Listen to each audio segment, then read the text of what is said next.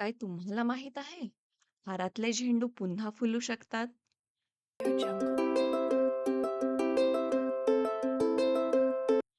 मी माझ्या हाराला दिलं दुसरं आयुष्य, पाकळ्यांपासून रोपट्यांपर्यंत. झेंडूचे हार वापरल्यावर हळुवारपणे पाकळ्या अलगद मोडल्या. त्यांना काही दिवस पूर्णपणे सुकू दिलं. हलक्या आणि पाण्याचा निचरा होणाऱ्या मातीचा वापर केला. बागेची माती आणि कंपोस्ट यांचे मिश्रण उत्तम ठरते. बारीक बियांना मौशार मातीमध्ये अलगद टाकलं. बिया मातीमध्ये हलक्याने दाबा. माती ओलसर होईल इतके हलक्याने पाणी द्या आणि दररोज सूर्यप्रकाशात ठेवा.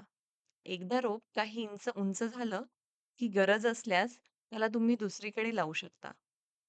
काही आठवड्यात ते फुलायला लागले आहेत. थोडं ऊन, थोडं प्रेम आणि आता ते फुलायला लागले आहेत.